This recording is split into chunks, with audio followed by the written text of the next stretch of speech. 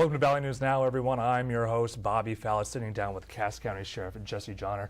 Sheriff Jahner, thank you so much for joining us today. With the topic that we are talking about today, traffic stops with the Cass County Sheriff's Office. Sheriff Jahner, traffic stops have just been a little bit of a hot topic here in the FM area over the past, week and a half. Can you talk to me a little bit about what is the protocol for the Sheriff's Office, just when it comes to the your typical traffic stop? Sure. So traffic stops are one of the most dangerous things that law enforcement does. Anytime that we're stopping a vehicle, we never really know all the time maybe who's in that vehicle or what items they might have in that vehicle. So our officers or deputies, when they're out conducting those stops, are always using a very tactical approach to things. So oftentimes when drivers are being pulled over, the officer is obviously going to stay back a certain distance, and when they walk up to that car, they're going to do a tactical type approach to that vehicle. And when they get up there, they're really looking for items inside that vehicle, looking at the driver's hands to make sure they don't have any weapons or anything like that in there. And then once they determine that it's safe, no weapons in there or anything of that nature, then they start that conversation with the motorist as to why they stopped their vehicle, and then they'll typically ask for the driver's license, registration, and proof of insurance. I think that's been another. You lead right into my next question, another topic of when one of your deputies does ask for the driver's license, for the registration, are they required to show that to your deputies? Yeah, most certainly motorists are. Those are things that are required for law enforcement to observe, for us to obviously effectively investigate and process or work through that scene to process a ticket, a warning if they need to. And so we most certainly would need that information to identify who that driver is. What are some of the most common types of traffic stops? Those minor infractions that your deputies might see as the reason why you're pulling someone over. I mean, could it just be a failed turn signal, a tail light out, headlight out? What are you guys as a whole sheriff's office seeing? Sure. Obviously, we deal with a number of different traffic violations, but typically our highest number of stops are going to be those that have to do with speeding, seat belts, stop sign violations, red light violations, some erratic driving, some distracted driving. So those are typically our most common types of traffic stops that we deal with. Are you seeing any possible or potential problems with your deputies pull someone over and then that driver decides to flee? Is fleeing a problem in Cass County? Yeah, it is for all of Cass County, whether it's Fargo Police Department or West Fargo Police Department or our agency. It's been kind of alarming actually over the last couple of years, and we've, as law enforcement leaders, we've been trying to bring that to the attention of the public. For a number of different reasons. Number one, so that people, when they're out motoring around, that they're paying attention to their surroundings, intersections and things like that, because we certainly don't want someone to become a victim of a fleeing motor vehicle driver. And so, it's definitely been alarming, and we're constantly trying to figure out strategic ways to end those fleeing activities successfully without anyone getting hurt. But there's always a high probability anytime that anyone flees from law enforcement that someone could become injured or, worse, killed in an event like that. So. And obviously there are, the consequences are going to be more severe for someone who does decide to flee from law enforcement rather than if they just stick with the process of that deputy providing information that they need to know, right? Yeah, most definitely. And typically the people that flee from us are looking at, already maybe they've got warrants out for their arrest or they've been in trouble in the past for something, and so they're just really trying to evade or elude law enforcement. And, because of the fact that there's so much traffic in the Fargo metro area, it makes it hard for law enforcement to pursue those vehicles. I mean, the number one thing, top priority for us is public safety to anyone. And a lot of times when these individuals flee from law enforcement, they have a total disregard for, in my opinion, for human life or others. And I've been involved in some of those where people will immediately travel at high rates of speed and high traffic congested areas. So Again, our number one priority is just to make sure that other motorists aren't injured from that activity. Yeah. What's the message to those motorists that are out there that if they do see someone that is just absolutely, blowing by them, possibly going, 90, 100 miles per hour, and it does end up being a case of fleeing. When you see something like that, should people call the Cass County Sheriff's Office saying, just witnessing kind of what they saw, whether I-29, I-94, what have you, just out on those interstates going at a high rate of speed? Yeah, I mean, well, first off, we always want to remind motorists that if you hear sirens, if you see red lights from law enforcement or any emergency vehicle, that you should pull over to the right. That's always going to be the safest for any motorist to do. So, if you hear those things, if you see those things, you see a vehicle approaching you with law enforcement, trying to stop that vehicle behind you, pull over. And then, yeah, I mean, if it's something where that fleeing motorist has gotten some distance away from law enforcement and we're still trying to locate where that person is, any additional information that our citizens could relay to us, like a direction of travel, a vehicle description or anything like that, can help us out in potentially locating that vehicle later. Maybe a description of the driver. But really we want people, anytime that you're out motorist, out driving and motoring around, that you're just paying attention to your surroundings and being vigilant for other motorists and intersections and things like that. Typically, where a majority of bad crashes happen are going to be in those intersection areas.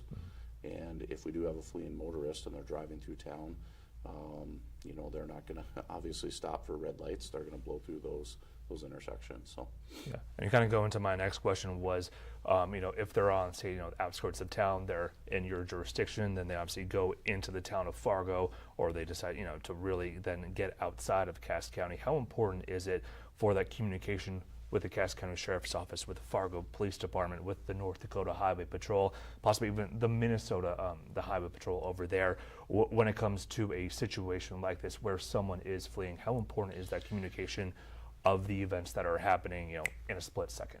Yeah, well, they're very important, and all of our agencies work really well together. We share a dispatch center, which is really important to law enforcement operations, because anytime that we're working through a serious situation, whether it's a critical incident, a barricaded subject, a fleeing motorist, communication is key. And if we can't communicate with other agencies, to get past jurisdictional issues, it's really hard to catch those individuals. But we're very fortunate here because we share a dispatch center together, Red River Regional Dispatch, and their dispatchers are great in these types of situations and being able to coordinate the communication between all agencies. But we've all got the ability to jump on each other's channels and monitor that radio traffic. And much like you said, I mean, it's going to have to be a coordinated effort if they're going through different jurisdictions. That traffic stop initially starts or fleeing event even initially starts in Fargo, and it goes into West Fargo and out into the county. There's several different agencies that can become involved in that. Right. So having that communication piece is key. Is the Cass County Sheriff's Office, are you guys looking for more people to potentially be deputies, and is having a strong workforce something that is also critical to being able to prevent drivers from fleeing, or being able to address the traffic stops in our area? Well, having well-trained personnel in those types of situations, individuals that can be kind of calm, have a cool demeanor under stressful situations is always going to be key. Having a good situational awareness and a 5,000 view of things, so they can kind of think, hey, if I do this could be a result of that. And our number one high priority in these types of situations is to make sure that we as law enforcement are not causing a higher risk to the public than what that offender is doing. That's always something that we're constantly weighing, right?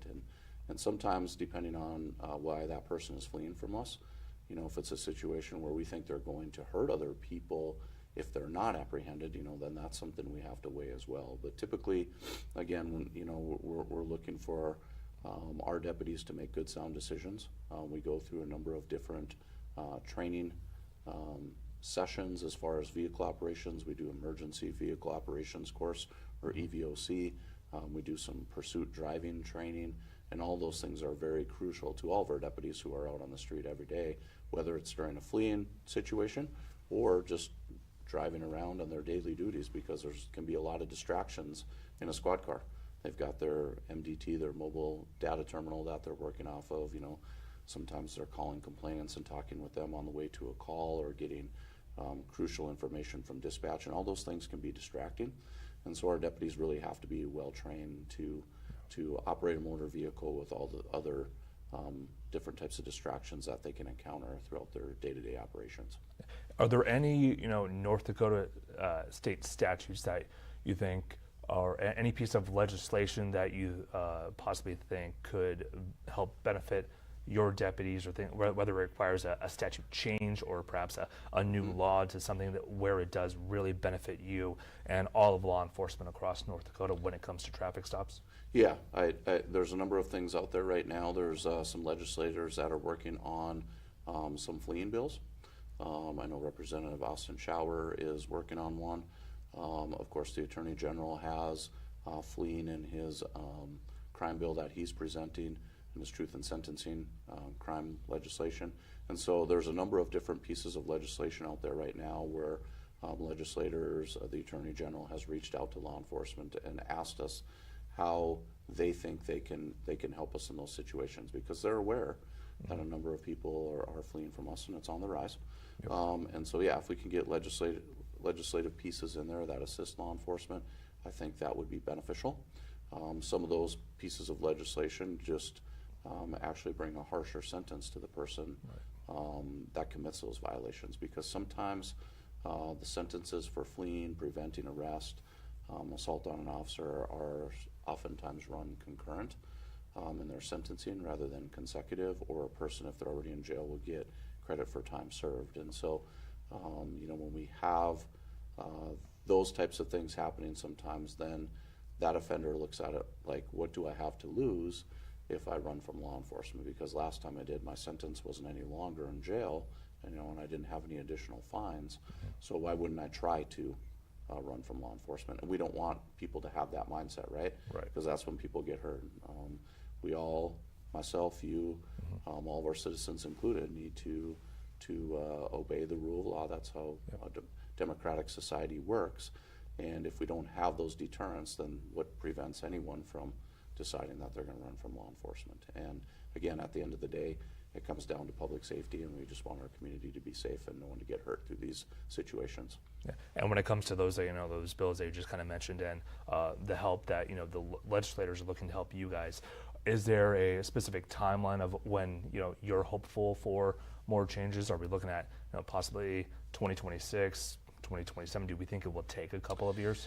Yeah, possible. I mean, some of this legislation was presented at the last legislative session, so now 2 years have gone by and we're still trying to make those changes. I hope that something can be done this time. If nothing else, we need to try something different, right? And if we move to that legislation and that doesn't help, then we can reevaluate it. But right now, with the increase that we're seeing, what we're doing right now just isn't working. And so I think that if something is done at this session, then it would take effect in August, and so it would be sooner than a few years. But of course, if we don't get any positive changes out of this legislative session, then we'll have to look to the next one. And we'll always continue to try. But again, I think that just with what we're seeing right now, I personally feel is not working, and we need to try something different.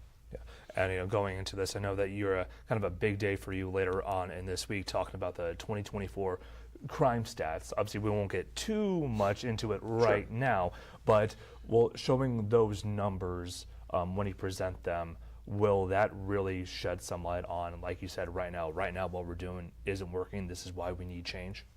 Yeah, I think so. And what you're mentioning is tomorrow during our commission meeting, I'll be presenting our 2024 crime statistic numbers. Doing it just a little bit later because one of the commission meetings that we had in February was canceled, and so we're moving it now into March here. But yeah, it just gives the commissioners a really good overview of what the sheriff's office is doing as an organization to keep our community safe and what types of challenges that we're dealing with as a law enforcement agency. Because certainly, you know, we want to work well with our commissioners because they control our budget, and you know, through budgeting strategies and crime prevention strategies is really how we're able to keep our community safe. But what we kind of see typically every year is in personal crimes, our vandalisms, our burglaries, our thefts are usually our higher numbers out in the county, out in the rural areas. And for, you know, crimes against society, it's going to be our narcotics trafficking, our narcotics paraphernalia, some alcohol violations. And so those tend to be pretty consistent every year as higher numbers for us. That's why we're always encouraging our rural citizens to make sure that they're locking up their residence, that they're not leaving their keys in their vehicles, right? So that they're not easy targets for those thefts and kind of the higher crimes that we see out in the rural area. Yeah. And one of my last questions for you, still kind of on that topic of this crime stats, is there anything when you reveal these numbers tomorrow, something that it was alarming to you, or is there also something that, well, hey, we're doing a good job in this area, let's keep up this effort? You know, over the last couple of years, we've seen a rise in our crimes that involve sex content, luring, things of that nature. And right now we're still trying to evaluate some of those numbers because a few years ago we assigned someone to the Internet Crimes Against Children Task Force, or our ICAC task force. We didn't have anyone assigned to that before. So right now it's kind of hard to gauge if we're seeing high numbers over the last couple of years because we assigned someone to that task force, or if we're actually seeing an increase in that activity. Before we had someone assigned, the North Dakota Bureau of Criminal Investigation was doing those investigations, but they didn't have as much personnel to do them. Okay. So still trying to weigh through those, that information. But to me, as a law enforcement, that's been kind of a little bit more alarming number for us over the last couple of years because we've just seen a steady rise in that. And certainly, as technology becomes more available and people are able to use their phones and download different types of apps and get they have an easier way to look up these types of materials, pornographic things and things of that nature. That also makes it easier, maybe more enticing for people to do it because it's easier, it's at their fingertips. And so, but we really want to make sure that when we're investigating those things that we don't have, sex trafficking going on, children, young juvenile children being lured into these types of activities. That's really our concern, and people becoming victimized through electronic devices and things that involve that. So yeah, and one of my last question for you, I kind of said we were kind of wrapping this up a little bit earlier, was last time you were on the desk, you were talking about the quick response or the quick reaction and response team. Just over the last month or so, how has that been going for the Cass County Sheriff's Office? It's been going great. We started off by doing a 2-day training with those individuals, and then now it's just a continual monthly training. We wanted to do a quick jump start with the 2 back-to-back days. In 16 hours total. Now we're doing 4 hours a month, and we just actually had training last night, and so that's progressing along really well. And a team like that, there's a lot of knowledge that needs to be obtained, and a lot of different types of situations that we want to think through in which we feel that team could be utilized most appropriately. And so it's going to take several months, a year, 2 years to get everyone really proficient on all the things that we want to get them exposed to. But right now, I'm really, really happy as the sheriff to see the progression in those individuals that we selected, and look at going to their training last night and training with them and seeing how they're starting to be able to work through some more critical type situations. So we're really excited about it. Yeah. Again, it's not anything where we want to take the place of SWAT. We've talked about that before. This is just kind of that intermediate response and getting a group of individuals a little bit more training than what our patrol officers get. Not quite as much as SWAT, but kind of that intermediate response so we can get there, secure the scene, work through some situations until we can get SWAT there. Yeah, well, we're looking forward to hearing more about their training and all of their success later on down the road this year. Yeah, we'll most definitely visit about it again. Fantastic. Sheriff Jahner, thank you so much. Yep, thank you. Cass County Sheriff Jahner, Cass County Sheriff's Office, Jesse Jahner, I can't speak right now. I'm great at answering the questions the second that the questions stop.